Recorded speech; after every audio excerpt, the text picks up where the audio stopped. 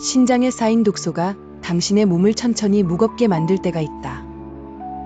저녁 무렵이면 발목이 슬쩍 붓고 아침이면 눈두덩이 유난히 두툼할 때 이런 증상은 신장이 보내는 첫 신호다. 하지만 많은 이들이 잠시 지나가는 통증쯤으로 여기거나 비싼 영양제로 답을 찾아보려 한다. 그러나 진정한 해답은 더 가까운 곳, 바로 냉장고에 있다. 신장이란 우리 몸에서 정수기와 같은 역할을 맡는다. 아침이건 밤이건 쉴 틈 없이 혈액에서 노폐물과 염분을 걸러낸다.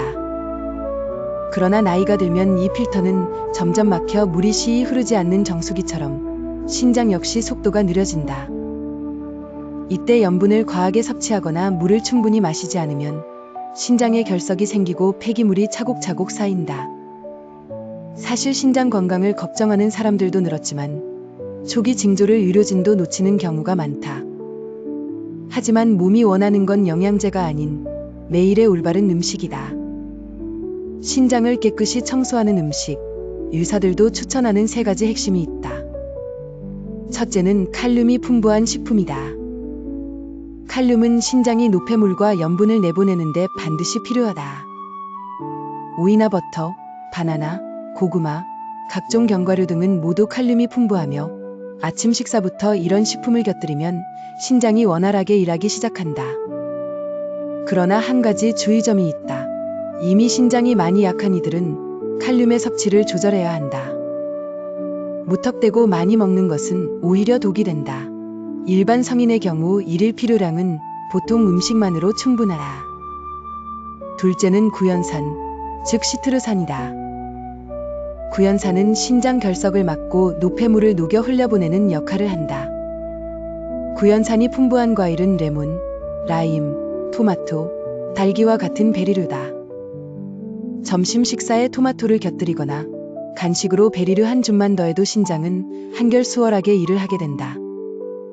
구연산은 결석의 씨앗이 싹트기 전부터 예방해주며 신장을 부드럽게 세정한다. 셋째는 마그네슘이다.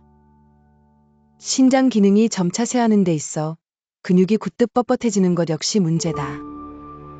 마그네슘은 신장 근육을 풀어주고 혈관을 내리며 신장의 본연의 기능을 되살린다. 저녁에는 시금치, 검은 쌀, 각종 견과류, 통곡물 등 마그네슘이 풍부한 식품에 물 한 컵을 곁들인다. 밤사이 신장은 조용히, 열심히 독소를 꺼르며 청소를 이어간다. 가장 중요한 건 이 3가지가 모두 냉장고에서 쉽게 찾을 수 있다는 점이다. 영양제 병을 늘여놓지 않아도 음식만으로도 충분하다. 의사들조차 진료실에서 가장 먼저 권하는 게 다름 아닌 이런 식단이다. 약물은 어디까지나 최후의 수단이다.